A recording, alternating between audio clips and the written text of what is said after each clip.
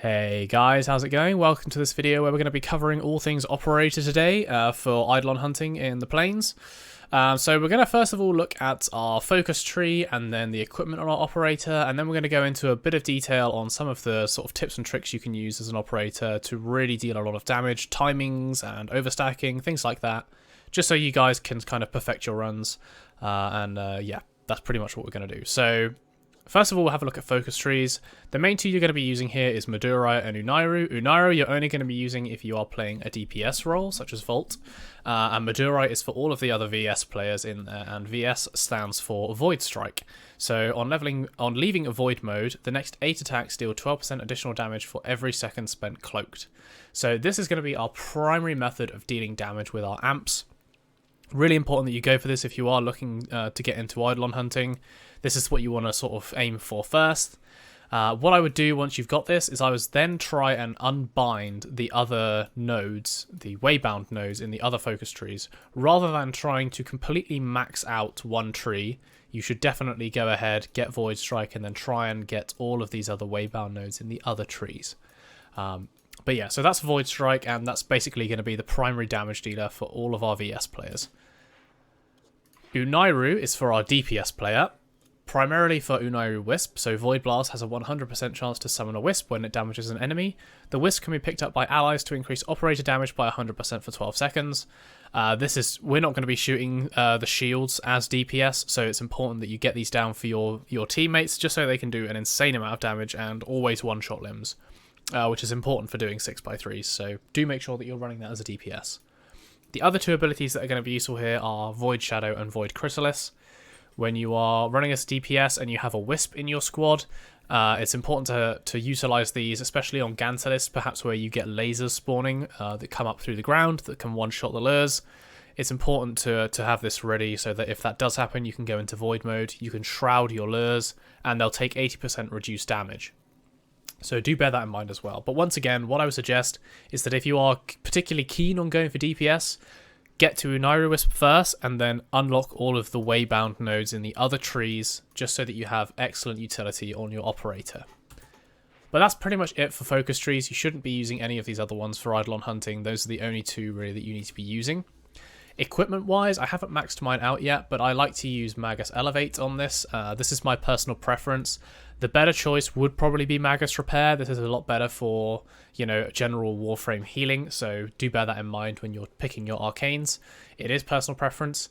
I've got Anomaly on here just because I've been farming a lot recently, so I've left it on. It is also quite useful for grouping Vonvalists together if you are thinking about doing it that way, but to be honest, if you want to swap this out, I would highly recommend putting on Lockdown. This helps, cement Vonvalists in place, stop the Eidolon from moving sometimes, and it can just be a very useful crowd control tool. So do bear that in mind. The two best arcanes that you could probably have on here would be Lockdown and Repair as an overall squad. So those are those two. In terms of amps, I've got two that I like to use in hunts. So we've got a 777, which is a Clamora, Proper, and Certus build. This is for the DPS player, simply because of the Clamora Prism, which is really useful for taking out Vonvalists. I then also have a 177 build, which replaces that Clamora Prism with a Replac Prism. The reason for this is that the Replac Prism has a very high crit chance, which compared with Virtuous Shadow, which we're going to have a look at in a second, pretty much has a near 100% chance to crit the shield. It doesn't have a 100% chance to crit the shield, but when you have a squad of 2 or 3 extra people who are shooting this at once, the chances that none of you crit are extremely low. It does happen, but they're extremely low. So this is what we're going to be using as our VS player. In terms of the amp that we're going to be having on our arcanes, we're using Virtuous Shadow. This is the best arcane for running Eidolons. It's not subjective, that is an objective view. If you want to get a 6x3, you need to be running Virtuous Shadow. Something like Virtuous Strike or Virtuous Fury, where you're shooting faster, that's not going to help really in that. Stats effects to give damage. The reason that this is the best one is that it just provides us with that guarantee of a critical hit. We don't need Virtuous Strike because we already do enough damage with the amps that we have to take down the shields. Even in a solo squad, you can comfortably take down shields solo. So do bear that in mind. This is probably the best amp that you can use for this. almost certainly. And we'll be looking at how to proc this when we go ahead and go into the planes. But those are the two things that you really need to know, guys. So, yeah, make sure that you've got those kitted out and ready to go. Obviously, make sure that you've gilded them and you're happy with them. Everything else is down to your personal preference in terms of what your operator looks like. There's nothing really else to look at here. So what we're going to do, we're going to go ahead and we're going to just jump into the planes here. We'll take a quick look at perhaps a Ganter list run just to show you guys, you know, the kind of tactics you can use as a VS player, how you can take down shields instantly, and we'll go from there. So I'll see you guys in the planes. Alright guys, so we're just coming in here. I thought we'd start from Terror List just so you guys can see how best to do this. So basically what we want to do here at the start of Terror List is we're going to place down the first shields in a bit of a strange way. We're going to be looking away from the Terror List and we're going to leave our Warframe behind the shields, as you're about to see. So we jump up, we leave the frame there. And then what we're going to do is we're going to dash just above his head backwards and forwards to proc Virtuous Shadow. We're going to grab a Wisp that our DPS puts down. We're going to fire 2 shots to the right of the frame and then the last one we're going to shoot towards it. That way we're going to get about 2 or 3 detonations simultaneously, which is going to enable us to take down that first shield of Terrorist very quickly. Now once again, we're going to dash through the head of the Terrorist in order to proc our Virtuous Shadow. You will know if you have procced Virtuous Shadow because in the top right hand corner you will see a little clover leaf kind of figure that has about a 10 or 11 second countdown, and that means that you have managed to proc Shadow, and as you can see there, we just got it. So each time you want to do this, you're going to come under, you're going to grab a Wisp, and you're going to come back. And once you've got the timing down for the Proper shots, guys, so the Proper is our secondary, which we're going to be using for the Terrorist just because we have very low stacks at the moment, since we're at the very start of the game. We want to make sure that we're doing enough damage to take down the shield, so we're going to be using Proper to take them down. And the timing on Proper is going to be just as his knee, or his left knee, the Terrorist's left knee, reaches kind of a high point. So halfway between stepping and yeah, something like that. So in this run, we were actually testing out something else as well, which I'm going to have a future video on, which you'll see. Hopefully that'll be a bit funny, but also a bit interesting and a nice concept as well to look at. So what we're doing now, we are just charging up our Void Strike here. Now, for those of you who kind of didn't notice there or don't know what overstacking is, we did get a really good overstack on this Terror List. So I'll explain that when we come to do the Gantt list, as it works in exactly the same way. So we're just going to put our pre-shields here. If you haven't seen the Vault VS guide, guys, please go ahead and have a look at that, as it will go into depth on kind of pre-shielding and things like that.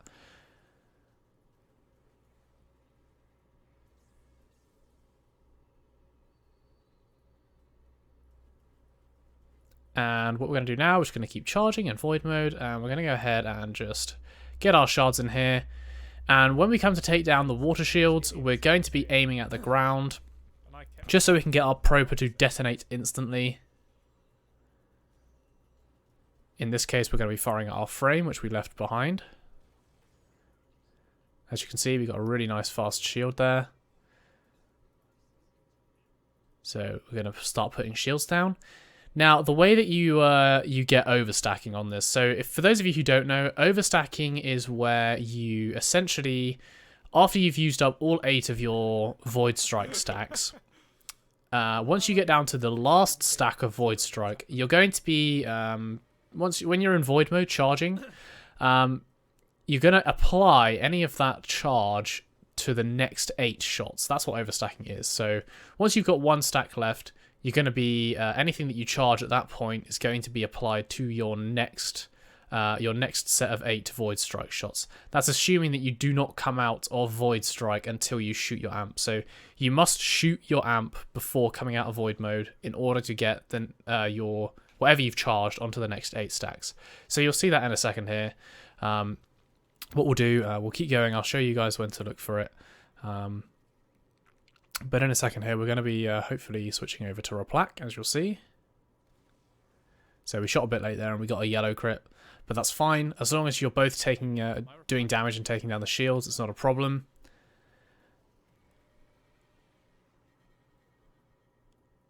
For those of you who don't know, the kind of ideal, or what I like to think of as safe figures for using Replac to take down the shields, is for Gantalist you want to be on about 10 times, and for Hydralist probably around 11 times. That's roughly what you want to be on or be looking for. So do bear that in mind. But if you have a look at the top right there, we're on 8 lots of times 3.12, I think. Is that right? Yes.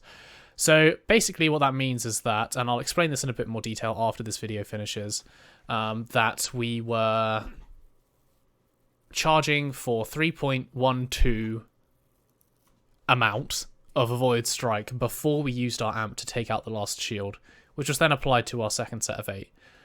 But hopefully from watching this you guys have kind of got a bit of understanding of what to do. So before I spoil anything on the kind of concept that we've been exploring, I'm going to stop this video here and we're going to go back into the planes during day just so I can explain some of these things in a bit more detail. So I'll see you guys there. Okay guys, so firstly we're going to have a look at overstacking. So like I said there, and like you might have noticed, overstacking is where you bring yourself down to 1 Void Strike shot. So we'll go ahead and just charge up a bit of Void Strike. And once you get down to 1 Void Strike shot, essentially any more Void Strike that you charge on that one shot will then be applied to your next 8 Void Strike shots. So if we just come out of Void Strike here, you can see we've got 2.6 times Void Strike. So I'm going to use my Rubico here just to get this down to 1 for the purposes of this video. And then we're going to go ahead and demonstrate what this actually means. So if I now go into Void Strike mode, you'll notice that the number in the top right isn't increasing. This essentially means that any time that I'm spent in Void mode here is going to be applied to the next set of 8 that is going to appear for Void Strike. So in order to get this to work, you need to stay in Void mode, and in order to exit Void mode, you need to use your amp. You can't use Shift, because if you use Shift, then this will happen. Or if you use whatever you're using, Control. I'm using Shift for crouch, so anything that you use for Void mode, you can't just come out of Void mode and it will suddenly magically appear on the next 8.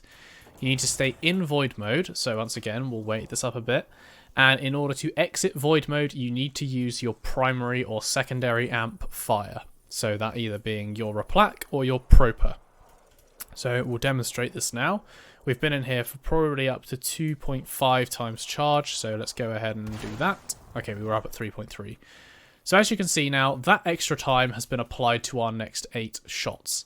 That is overstacking in a nutshell. You guys can test this out in the planes yourself if you want to try and get your head around it, but that's essentially what you need to do in order to get an overstack. Overstacking is really useful when it comes to taking out water shields on Gantalist and Hydralist, as it gives our amps a crazy high amount of damage for those first shields. You can sometimes get to over 10 times stack if you do a really good overstack, or if you're really good at charging your Void Strike, so do bear that in mind. The other thing that I wanted to cover, and that's not good, there's a thumper there, so we'll move away from him. The other thing that I wanted to cover is frame detonation shields. So like you saw at the start there when we were killing the Terrorist, we left our frame behind the shield. Now if I just fire Proper into the air, you'll notice that there is a close to 2-second delay between when we fire and when the Proper shot detonates. In order to reduce that, it's good to have a surface behind the shield that we can detonate the Proper onto. So in this case, where there is no kind of terrain around that's useful, obviously we could have used these rocks, but it's always better to have your frame there. It works a lot better. So to do this, you want to sit behind the shield and you're just going to fire your Proper through at your frame. And as you can see, there is a huge reduction in the delay between the Proper being fired and the Proper exploding. Now, if you're in a position perhaps on close spawn over there, this is why Volt faces his shields into the ground, because you can just fire directly at the ground and the Proper will detonate without pushing you over. The shield provides you with a barrier, which means that obviously normally when you fire your Proper it will knock you over, like so. So the shield is actually preventing you from being knocked over, which is really useful and allows you to get 3 Proper shots off very quickly and deal a lot of damage in a short space of time. So those are kind of frame detonation shields and what you need to know about them. Really, you should only be needing to use them on the Terrorist and on mid-spawn, since there's no kind of clear terrain on mid-spawn. That's weird. Oh, I'm on Steel Path. Okay. So there's no kind of terrain on mid-spawn here that is kind of useful, really. You could do ground detonation, but to be honest, it is a bit risky in that sometimes the shield can be placed in such a way that some of the ground peeks through and you'll end up knocking your frame over. So for a mid-spawn pre-shield, as you'll see in the vault guides, you want to just leave your frame behind so that obviously when you come in here you can pick up a wisp and you can shoot through and detonate that way. And that way you can take down the shield on mid-spawn very quickly. So the last thing that I want to cover, guys, is going to be just dashing and proccing Virtuous Shadow in general. A lot of people, at the moment especially, find it quite difficult to proc Virtuous Shadow with the dashing.